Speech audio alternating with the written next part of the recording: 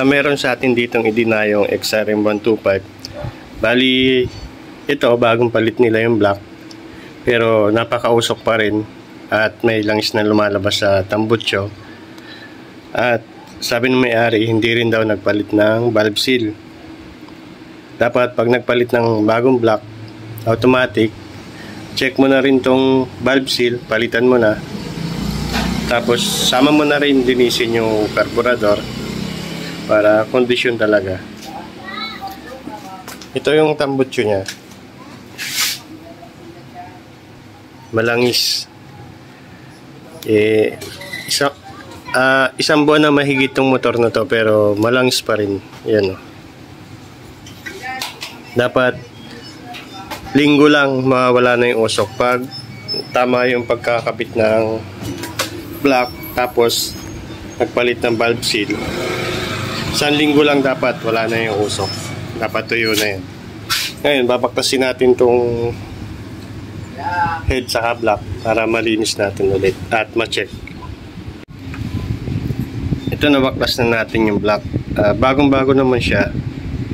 Mishiba yung brand, pero mukhang nabodo lang yung may-ari kasi 3.5 ang bili. Kasama na rin daw yung labor. Yan, Mishiba brand, masyado siyang mahal sa 3.5.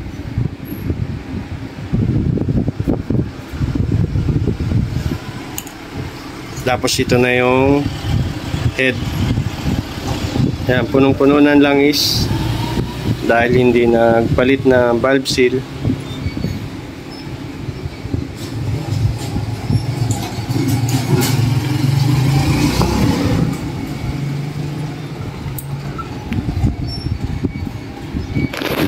Ito yung valvula. Ayan, malangis siya.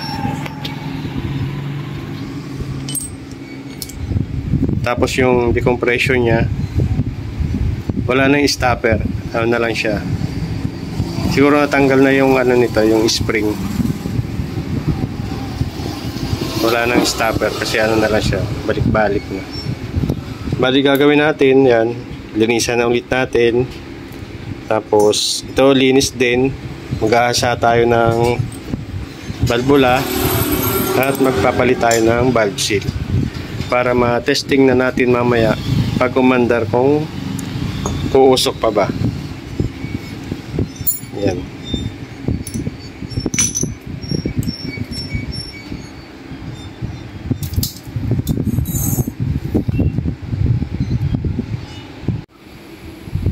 Bali, ito na ayos na natin siya. At nagpalit na rin pala tayo ng valvula kasi may tama na yung dating valvula. Yun dito banda, may kalawang na. Yan, no?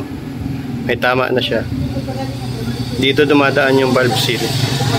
Medyo malalim na yung tama niya.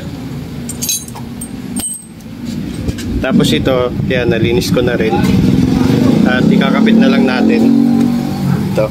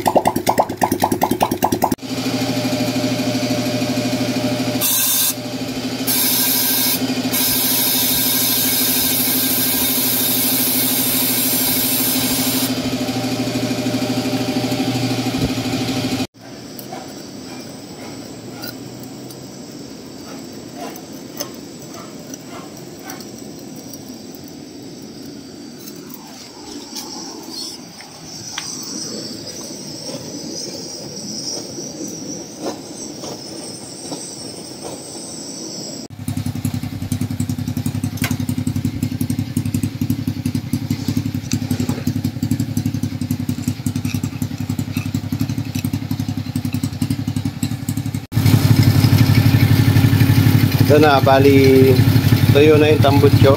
Yan. Natuyo na natin yan.